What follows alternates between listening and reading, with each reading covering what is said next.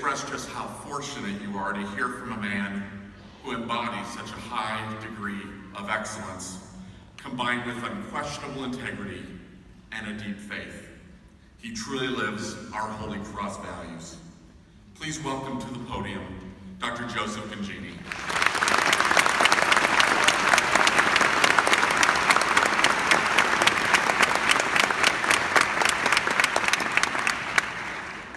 Thank you very much. I really appreciate that. That was very nice. But although I speak a lot, I'm not the most polished speaker. And when you hear somebody like Colin give that first talk today, really, if you have a little bit of extra time, I might ask you to give me a couple pointers later. That was very polished, Colin. Thank you.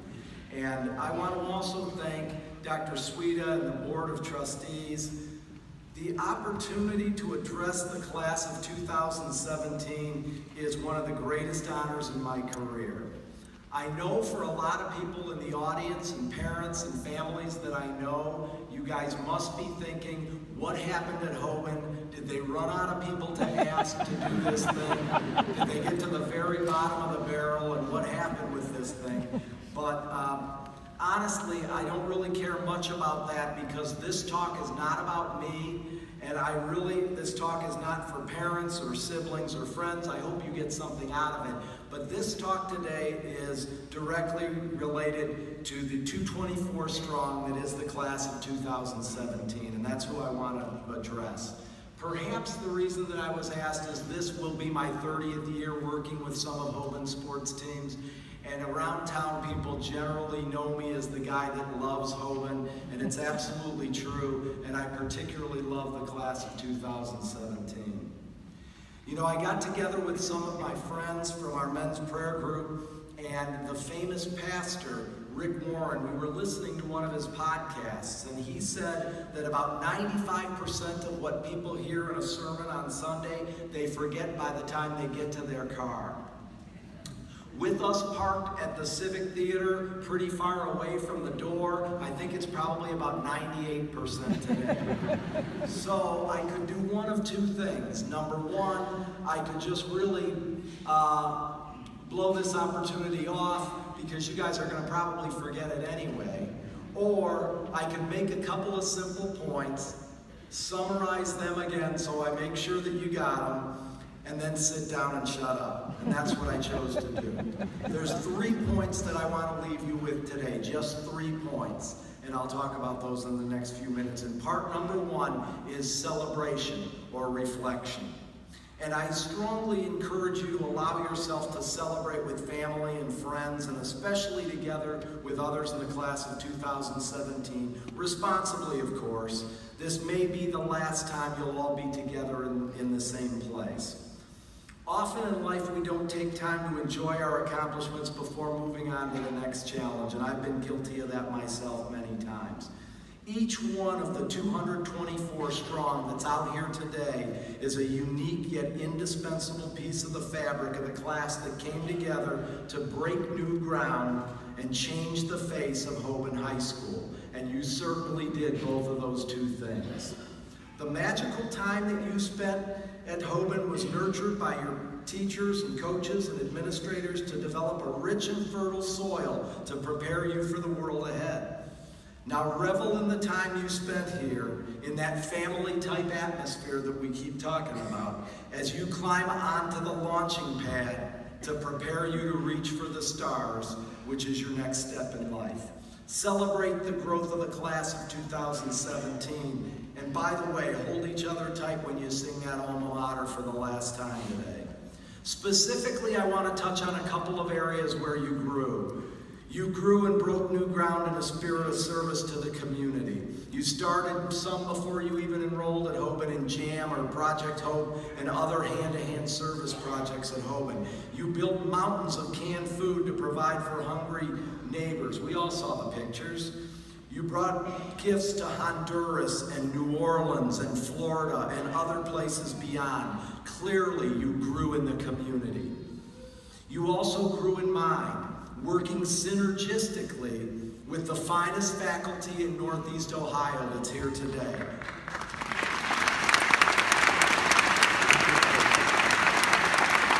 And you could look up here and say, how in the world can that guy up there make that claim? Well, I'll tell you a few things. Number one, I've spent a career working with teenagers and kids from different high schools, so I do know teenagers pretty well. Number two, I had 6 kids go through this place and their friends, and I saw how they came out the other end. And number three, most importantly, I see Hoban graduates all over this town, and they're very competent people. But competency isn't enough. They're leaders in our community, and a big part of it is the finest faculty in Northeast Ohio. So you mastered science and math and government and languages, and you prepared for college and beyond, way beyond. And you did it with a minimum of complaint or protest. Well, there might have been just a little bit of complaining going on. Oh, come on, let's really be honest. You guys moaned and groaned a lot, and we heard it as parents all the time. But anything worth having is worth working for, and you guys worked hard on academics, and you clearly grew in mind. You grew in body as well by embracing the health and wellness and strength and speed and state-of-the-art new facility with your coaches and your teams. You went to places that no Hoban athletic teams had ever gone before. You won so many league championships and games in all the sports that we run the risk of getting asked to leave the conference we're in so somebody else can win a championship sometime. Really, all the sports teams strive for excellence, and you reached your full potential, and you wound up in places like Columbus Crew Stadium, Firestone Stadium, the iconic Horseshoe, and you're still going at it as of yesterday with teams qualifying for state again. You had amazing accomplishments by all the sports teams, and you broke new ground in sports and fitness, that's for sure. You enjoyed each other's companies, too, in activities like Mum Day and plays and rock-offs. Everybody's mentioning the waves, right? Mock trial. You rented juniors. A couple weeks ago, you elegantly enjoyed the promenade and all that Hoban has to offer. You grew into a new facility, a physical facility with an appendage on the north and a new appendage on the south. And you christened that new space that signals a brighter future for your soon-to-be alma mater with the Inspirational Maynard Center and Chapel to make individual and group connections with a loving God through Mass and adoration and rosary to cultivate a healthy soul. Yes, indeed, you grew in spirit. It took the contributions of all of the 224 strong to put this indelible stamp on Hoban High School, and now it's time to reflect on what you accomplished on that hallowed ground known as Hoban High School in this place and time. But it always comes with a but.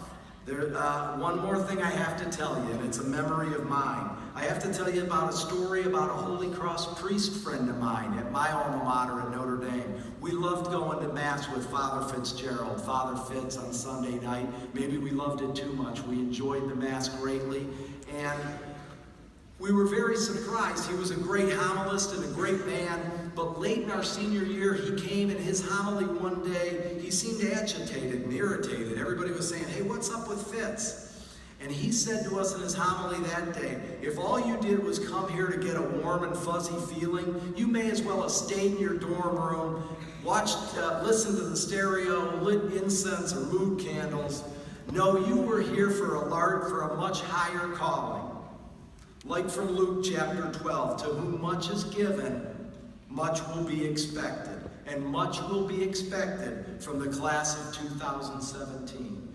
Number one, celebrate your time and reflect on your time at Hoban. Number two, preparation. Preparation, not academically or physically. I mentioned that already. You guys are ready. You're prepared. That's what your teachers and coaches prepared you for. But spiritually, part of the beauty and magic of being at Hoban is the opportunity to grow in our faith and to explore the central role of Christ in our lives. Many of our traditions are deeply rooted in this relationship at Hoban High School, like Kairos, like the Mass we just had, like the Senior Mass this week. Unfortunately, while preparing to be a sponsor for one of my nephews at a local school here to be his confirmation sponsor, I came across an alarming statistic. It sure alarmed me. An alarming statistic that the most common time in life that people fall away from their faith or give up their relationship with Christ is the first 3 months after leaving high school. Yes, statistics show that 30 to 40% of graduates stop practicing their faith. Some come back later, some never come back to their faith again. This is what's known as the battle of the soul. Young people face a tidal wave of temptation to center their life around seeking pleasure instead of seeking Christ. And this will start the minute you hit the door of the Civic Theater to leave here today. You'll feel the tidal wave of swimming upstream. There's many reasons for this loss of faith, but the most common is a lifestyle known as the big lie. That is seeking pleasure through a narcissistic, materialistic, me-first world that talks about the 5 P's and emphasizes the 5 P's. Pleasure, possessions which control us, pride which consumes us, power which commands us, and promiscuity which tempts us. Often drugs and alcohol are the vehicle. They're the numbing medicine, if you will, the anesthetic that young people use as they continually seek the elusive pleasure. Everyone in this room, I dare to say, has felt the scourge of drug addiction that's actually a major problem in our community, and I know that all of you know that. But oddly enough, statistics also show that those that seek pleasure are often left with an endless search, but those that seek a meaningful life find pleasure, and they find joy, and they find happiness in their life. Yes, those that seek a meaningful life find pleasure. Those that work to help others in their community, and those that lift each other up when they're knocked down or broken, and those that foster the family atmosphere that were cornerstones of your time at Hoban High School. They find pleasure and joy. Build a meaningful life, I encourage you. There are 72 passages in the Bible that call us to the antidote to the big lie. What's the antidote to the big lie? A life of humility. The Bible is our blueprint. It's our game plan to living a meaningful life. It was written over 2,000 years ago, and it's still relevant today. And C.S. Lewis said in 1952 in Mere Christianity, humility is not thinking less of yourself. Humility is thinking of yourself less. Humility is not thinking less of yourself, but thinking of yourself less. Second point, prepare to be bombarded by a tidal wave of temptation. Are you tough enough to win the battle of the soul? Did you learn enough from your values at Hoban to avoid the big lie? To seek a meaningful life? Be prepared. Number 2, preparation. Number 1, celebration. Number 3, the final point I want to make, the exhortation. Yes, I'm going to use a fancy word because these are some of the smartest graduates sitting in front of me today. They know what the exhortation is. The exhortation means to emphatically urge someone to do something. You are all primed on the launching pad, as we said earlier, to take off today. But it comes with a responsibility. To whom much is given, much will be expected. And I exhort you to answer the call, to bring hope to a broken world. Hope is the key Holy Cross value. You might ask me, where am I going to do this? I know where you're going. I've worked with 30 classes of Hoban graduates. You will be going to places like Haiti and the Middle East and Kenya. And do you think you'll find people there that need hope? You better believe it. Some of you will go to Columbus, Ohio, or Columbus, Georgia, or Columbus, Indiana, or anywhere from sea to shining sea in this beautiful country. And whatever corner of the country you wind up in, you'll find people that are broken. You'll find people in pain. You'll find people who need you to bring hope. And for the lucky ones that get to stay in my favorite place in the country, Northeast Ohio, Akron, Ohio, do we have some needs here? 2 blocks down the road south of here is South Street, where we find disenfranchised people all the time at the front porch. 4 blocks north of here is a place in North Hill where we see refugees and immigrants. And I'm here to tell you there's a desperate need for hope right down the street from where we sit today. When? When should I do this? After college? When I get a job or a family?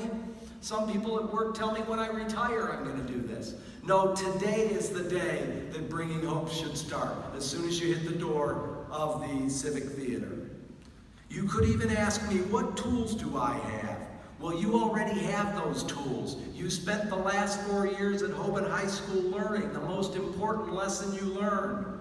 The most important lesson you learned wasn't the 3 branches of the federal government. That is important. Or the Pythagorean theorem. Do they still teach the Pythagorean theorem? Or the origin or insertion of the gastrocnemius muscle. You know I had to work in a reference to sports medicine somehow. No, what you learned in your time at Hoban High School was a thing called the human touch. You learned the human touch. What you see with your eyes and feel with your heart and touch with your hands. In this Christ-centered focus, it's being the face of Jesus in this world and delivering living hope. The world and your classmates, the other 223 of you, are counting on you. At this stage for me, I simply pray, Lord, put somebody in my path today that I can lift up with the human touch. It's the only thing that really brings lasting joy. And guess what? It only took me 50 years to figure it out. My joy comes from living a meaningful life. Find a meaningful life. I want to finish with a story or two. I had a medical condition a year ago and I missed time for the first time. I missed my job greatly, but I was looking for more meaning in my life. And one of my good friends, Father Norm, told me one of the things that I could do is go to a nursing home and bring the Eucharist, bring communion. So I started bringing communion to a nursing home. And I met a 27-year-old lady there. She had a massive stroke at age 25. She lives in a facility where the average age is 80 years old. She lives in a motorized wheelchair. But when I come once a month to bring the miracle of receiving the Eucharist, this young lady's face lights up with an angelic smile of pure joy. It's one of the greatest days of the month for me. The other story of hope that we heard just this week happened at a place much like ours today, when a young man with spina bifida who's been paralyzed from birth walked the longest walk he's walked in his life so far. He walked from one side of the stage to the other side to get his diploma at the Norton High School graduation. And it brought great hope to the PTs that had worked with him since he was 1 year old, that he was able to walk across the stage. It took him 10 minutes to make that trip, and there wasn't a dry eye in the house at Norton's graduation. Can you help? Will you listen to people in pain? Can you bring hope to a broken world? I exhort you. You are ready. And now, 2 words that will make Dr. Sweeta very happy. In summary, or in conclusion, or yes, this guy is finally going to stop talking. In summary, you broke new ground. And now celebrate and reflect. Remember, much will be expected of the class of 2017. Number 2, prepare for the battle of the soul. It's the most important challenge you'll face. Build a meaningful life, and you will find abundant joy forever. And number 3, I exhort you to bring hope using the human touch. Be the face of Jesus in a world that's badly in need of that.